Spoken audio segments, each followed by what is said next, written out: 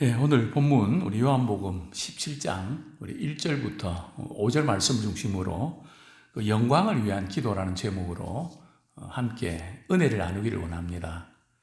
저희들이 기도할 때 우리 그런 기도를 많이 합니다. 하나님, 이 일을 통해서 우리 하나님께 영광을 돌려드리기를 원합니다.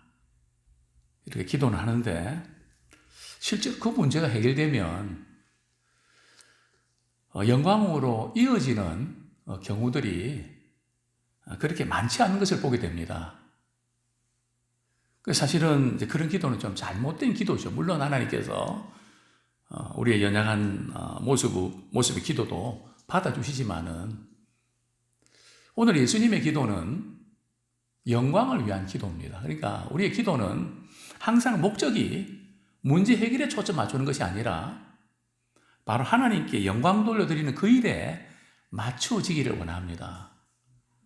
우리 하나님께서 예수님께 인류를 구원하시는 사명을 주셨는데 우리 예수님 입장에서 보면 인간의 죄를 대신해서 십자가에 못 박혀 죽으심으로 우리를 구원하시는 그것도 큰 사건이지만은 그것을 통해서 예수님의 궁극적인 목적은 하나님을 영어롭게 하는 데 있습니다. 이것을 놓지 말아야 됩니다. 그래서 항상 우리는 자녀를 키우거나 또 질병으로부터 고통을 당하거나 어떤 직장 문제나 경제 문제나 여러 가지 문제가 있어서 기도할 때 반드시 그것이 하나님께 영광을 돌리는 그 단계로 나가기를 소원합니다. 우리의 기도는 대부분 이기적이고 자기 욕심을 위한 기도로 끝나버립니다. 말은 하나님께 영광 돌려드리는 기회가 되게 해달라고 해놓고 그걸 그렇게 연결시키는 분들이 많지 않은 것을 보게 됩니다. 그래서 저는 오늘 본문 중심으로 해서 영광을 위한 기도라는 제목으로 함께 은혜를 나누기를 원합니다. 우리가 잘 아는 대로 인간의 제일 되는 목적은 우리 하나님께 영광 돌려드리는 일이고 그분을 영원토록 즐거워하는 그런 일입니다. 그러니까 하나님께 영광 돌려드린다고 해서 근데 우리는 로봇처럼 그럼 우리 무슨 재미로 사나? 우리는 손해보는 그런 어떤 것이 아니고 하나님을 그분 자신을 위해서 영원토록 즐거워하는 하나님께 영광 돌리는 그 자체가 기쁨이라는 겁니다. 또 우리 하나님께 우리 영광 돌려드릴 때에 하나님께서는 그분께 영광 돌리는 성도들에게 또 영광을 반드시 주십니다. 이게 만물에서 돌아간다는 거죠. 하나님만 좋겠네 그게 아니고요. 하나님의 영광과 인간의 행복은 맞물려서 돌아갑니다. 자, 하나님께 영광 돌린다는 데 의미가 뭘까요? 하나님께 영광 돌린다는 의미는 하나님을 하나님으로 대접해 드린 것입니다. 하나님을 최고로 사랑하고 그분의 이름을 최고로 높여드리는, 즉 하나님을 VIP 대접을 해드리는 것이죠. 간혹 이렇게 우리 성도들 안부를 묻고 또 지난주에 우리 예배에 참석하지 못하는 이유를 또 묻고 또 다음 주에는 교회에 나오실 수 있냐고 물으면 별일이 없으면 나오시겠다고. 그 별일이 있으면요. 제 듣기에는 별일이 있기를 기다리는 것 같아요. 없기를 기다리는 게 아니라 그 뉘앙스에는 별일이 있으면 좋겠는데 없으면 갈게요. 그게 아니라는 거죠. 또 우리가 교회에서 봉사하고 그럴 때 이런 이야기 하는 분들 계시거든요.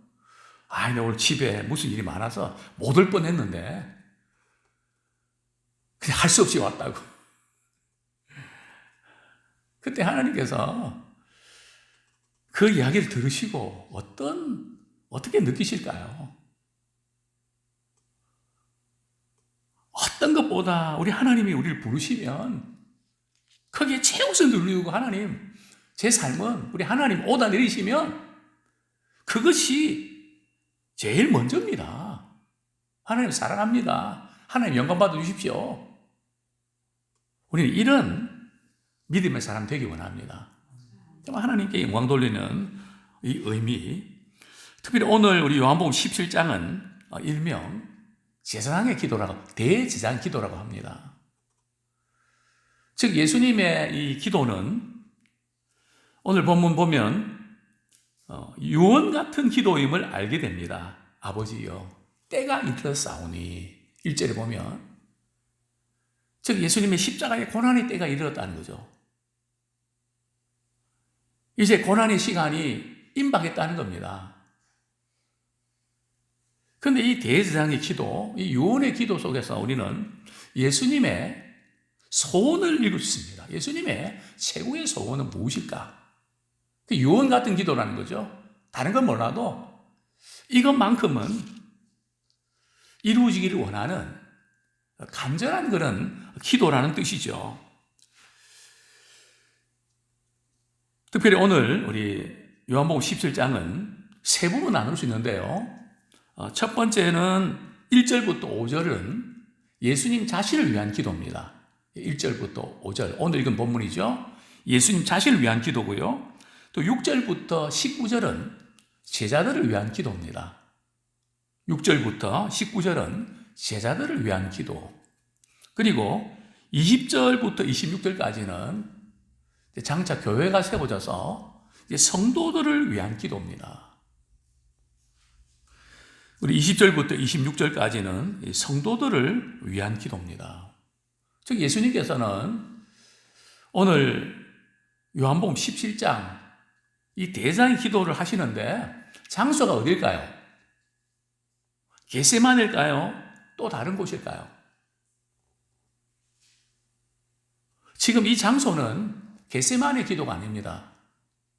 이 장소는 언급은 없는데 앞에 예수님께서 말씀 전하시고 이런 전후를 살펴보면 아마도 마가의 다락방에서 기도하지 않으셨을까? 그렇게 추정하는 것이 유력합니다. 자, 예수님께서 우리 17장 1절에 보면 예수께서 이 말씀을 하시고 눈을 들어 하늘을 우러러 이르시되, 예수님께서 이제 요한복음 우리 15장, 16장 또 이렇게 쭉 말씀하시면서 우리 14장 말씀하시면서 이 말씀을 이렇게 마치시고 하늘을 기도하셨거든요. 여기서 우리가 좀 깨달을 수 있는 교훈은 우리가 말씀을 듣고 듣는 것으로 끝나면 안 된다는 거예요. 우리가 말씀을 들어서 하나님 앞에서 우리 자신을 발견하게 되면 우리가 회개 기도를 드려야 됩니다. 그리고 결단해야 됩니다. 말씀이 우리 삶 가운데 이루어질 수 있도록 성령님 우리 가운데 역사해 주시고 이 말씀을 듣고 새로운 한 주 동안도 이 말씀을 순종하며 살게 해 주십시오. 그래서 우리는 말씀을 듣고 회개하고 돌이키는 결단하는 기도가 반드시 이어져야 된다는 거죠. 그러니까 말씀과 기도는 이어져야 됩니다. 혼자 개인적으로 문제를 두고 우리 기도하는 거 귀한 일입니다. 그러나 성경적으로 보면 말씀을 듣고 그 말씀 앞에서 자신의 모습을 발견하고 회개하면서 돌이키는 이것이 순서입니다. 그렇게 할 때에 우리가 영적으로 균형 잡힐 수 있다는 거죠. 자기중심적으로 기도하지 않고 하나님의 뜻대로 기도할 수 있는 그런 영적인 채널이 맞아 떨어진다는 거죠. 자, 지금 예수님께서 지금 이 십자가의 고난을 앞두고 어떻게 기도하십니까? 우리 같으면 하나님 죽었습니다. 십자가의 고난과 수치, 멸시 이거 어떻게 감당합니까? 왜 나에게 이런 시련을 주십니까? 뭐 이런 기도를 하실 것 같은데 물론 겟세마네 동산에서 이렇게 비슷한 기도는 하셨는데 오늘 본문에 보면 예수님께서 아들을 영화롭게 하사 아들로 아버지를 영화롭게 하옵소서. 즉 예수님께서는 십자가의 고난의 사건을 하나님께 영광 돌리는 사건으로 받아들인다는 거죠. 그래서 우리가 하나님께 영광 돌려드린다는 이 의미를 너무 제한적으로 받아들인 경향이 있습니다. 그리고 또 오늘 본문을 잘못 오해하면 그런 느낌을 받을 수도 있습니다. 왜냐하면 아들을 영화롭게 하사. 즉 아들을 영화롭게 해야 아버지께 영광을 영화롭게 할 수 있다는 거죠. 오늘 한국교회 많은 성도들이 이런 생각을 합니다. 내가 잘 돼야 하나님께 영광 돌릴 수 있다. 물론 우리 잘 되는 거 필요하고 좋습니다. 그러나 예수님께서는 지금 십자가의 고난을 당하시면서 아버지께 영광 돌리기를 원합니다.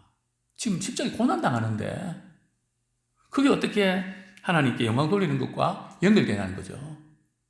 이 예수님의 말씀은 나를 영화롭게 주셔서 아버지께 영화롭게 해달라는 이 의미는 우리가 이 일이 잘 풀려서 하나님께 영광 돌려드리게 해달라는 의미와 좀 다릅니다. 오늘 본문에 보면 아들로 아버지를 영화롭게 하게 하옵소서. 즉 예수님의 관심은 내가 영화를 받는 그런 것이 아니고 나를 통해서 아버지를 영화롭게 하는 거기 있다는 거죠.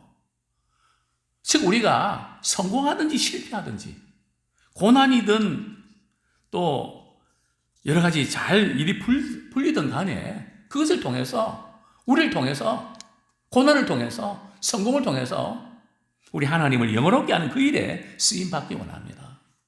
그래서 우리가 기도할 때 물어보셔야 돼요.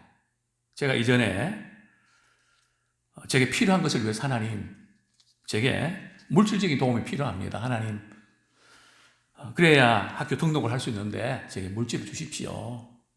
그때 하나님께서 이렇게 물으셨습니다. 내가 너의 등록금 문제를 왜 해결해 줘야 되니? 만약에 너의 등록금 문제를 해결해 주면 그 주는 것과 나하고 무슨 상관이 있지? 제가 그렇게 이야기했습니다. 이렇게 말씀드렸습니다. 하나님, 제가 이것을 통해서요, 자주 하나님께 영광 돌리는 기회로 삼겠습니다. 하나님께서 이렇게 역사해 주셨다고, 하나님께서 이렇게 은혜를 주셨다고, 하나님 살아계신다고, 하나님을 영화롭게 해드리는 일에 제가 기회로 삼겠습니다. 그래서 제가 하나님 약속이기 때문에 한 번만 하는 게 아니라 여러 번 하는 겁니다. 또 하나님께서 그거를 기뻐하시거든요. 굉장히 중요한 부분들입니다.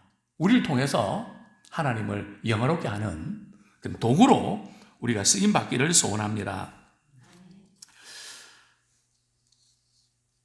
참 많은 제자들이 예수님의 십자가 사건을 앞두고 슬픔과 고난에 사로잡혀 있었습니다. 그렇지만은 예수님께서는 우리 하나님을 영화롭게 하는 그런 기도를 드리고 있는 것을 보게 됩니다. 그래서 우리는 어떤 문제들이 있을 때에 우리는 그 문제에 사로잡지 말고 그 문제를 통해서 하나님께 영광 돌려드릴 수 있도록 하나님 역사해 주십시오. 성경에 보면 남에서부터 소경된 사람이 있지 않습니까? 남에서 소경된 사람이 어떻게 하나님께 영광을 돌려드립니까? 예수님 말씀하셨습니다. 부모의 죄도 자신의 죄도 아니고 그에게서 하나님 하신 일을 나타내게 하기 위해서 그런 거다. 그래서 하나님께 영광 돌려드리지 않습니까? 바로 이제 그 대목입니다. 그래서 우리는 문제가 또 시련이 우리에게 닥칠 때 죽었구나. 그냥 내가 뭘 잘못했다고 하나님 이러시는가. 인간적인 감정과 슬픔 때문에 우리가 무너지지 마시고 그래서 성경은 시험에 들지 않게 깨어 기도해라. 예수님께서 지금 십자가를 앞두고 미리 기도하십니다. 그래서 기도는 문제가 생겼을 때도 기도해야 되지만 시련을 앞두고도 우리가 기도로 준비를 해야 됩니다. 그렇게 기도로 준비할 때에 시험에 들지 않습니다. 시험에 들지 않는다는 것은 어떤 의미인가 하면 문제에 사로잡히지 않는다는 겁니다. 하나님이 나를 버리셔서 그런 거 아닌가 그렇게 생각하지 않는다는 겁니다. 시험에 들지 않는다는 것은 힘들지 않다는 게 아니고요. 힘은 들지만 하나님 이 문제를 통해서 도저히 인간의 힘으로는 풀 수 없지만 살아계신 하나님께서 이 일을 하셨다고 하나님께 영광 돌릴 수 있는 기회로 제가 삼기 원합니다.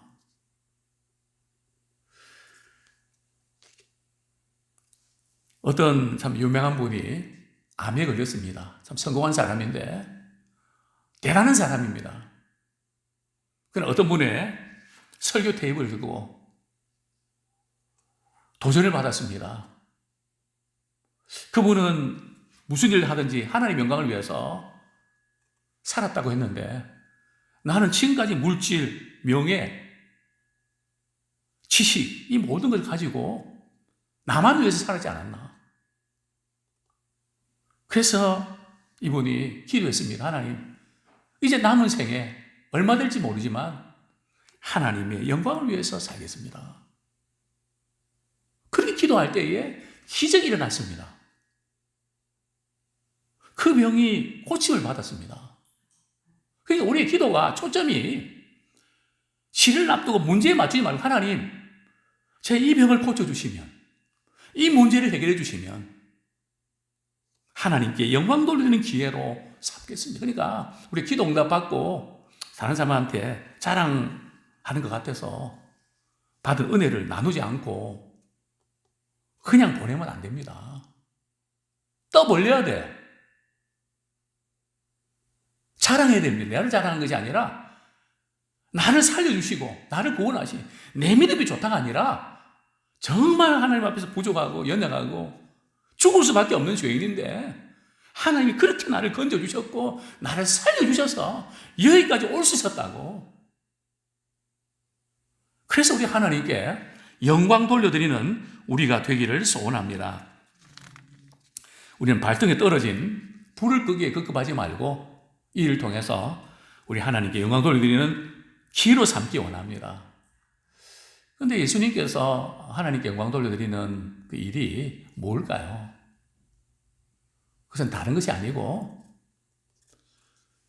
인류로 하여금 예수님을 믿고 영생을 얻는 것입니다. 그것이 하나님께서 예수님께 맡기신 사명입니다. 즉 하나님을 영화롭게 하는 것은 우리의 말로만 하나님께 영광 돌리면 그게 아니고요. 하나님께서 우리에게 맡겨주신 사명을 감당하는 겁니다. 예수님의 사명은 택한 자기 백성들을 구원하시는 일이었습니다. 그들에게 영생을 선물로 주시는 것이었습니다. 이것이 예수님의 사명입니다. 그러니까 이제 우리의 남은 삶이 하나님에게 맡겨주신 그 사명, 개인과 가정과 직장과 교회에서 또 이 사회 구성원으로 하나님께서 그 맡겨주신 그 일을 우리가 다 감당하는 그 일을 통해서 우리 하나님께 영광 돌리기를 원합니다. 우리 본문 4절 말씀 같이 읽겠습니다. 시작. 아버지께서 내게 하라고 주신 일을 내가 이루어 아버지를 이 세상에서 영화롭게 하였사오니. 하나님 아버지께서 예수님께 하라고 주신 일이 뭡니까? 죄악에 빠져있는 인간들에게 영생을 얻게 하려고 하신 이게 사명 아닙니까? 그래서 예수님께서는 다 이루셨다는 거죠. 완성하셨다는 겁니다. 성취하셨다는 겁니다. 그래서 아버지를 이 세상에서 영화롭게 해드렸다는 이것이 예수님의 사명이었습니다. 우리 또한 죽어가는 많은 영혼들, 우리 형제들 있지 않습니까? 친척들 있지 않습니까? 그들이 예수님 믿을까? 그들 구원받을 수 있을까? 우리 힘으로는 안 되지만 오늘도 우리 이장로님, 우리 누님 위해서 기도드렸습니다. 하나님, 우리 힘으로는 불가능하지만 하나님, 장로님 이렇게 누님 마음문 열어주셔서 창조주 하나님을 만나게 하시고 또 꿈으로도 역사해 주십시오. 그래서 생명으로 이어지게 해주십시오. 천국으로 들어가게 하여 주옵소서. 우리는 포기하지 말아야 됩니다. 우리 수준을 포기하지 말고요. 구하고 찾고 두드리기를 원합니다. 그래서 그 영혼이 구원받는 그것이 하나님을 영원하게 하는 일입니다. 영생이 뭘까요? 영원한 생명입니다.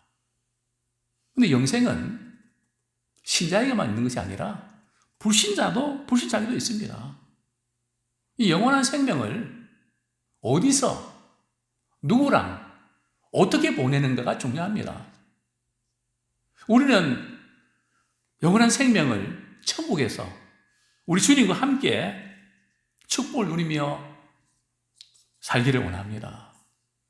영생을 어떻게 누리는가? 영원한 축복이냐? 영원한 저주냐? 이것이 관건입니다. 영생은 다른 것이 아니고 참되시고 유일하신 하나님을 아는 것입니다. 어떻게 압니까? 예수 그리스도를 통해서 그분을 압니다. 여기 안다는 것은 지식적으로 아는 게 아니고요. 믿음으로 또 성령의 주시는 은혜로 그분을 압니다. 체험한다는 겁니다.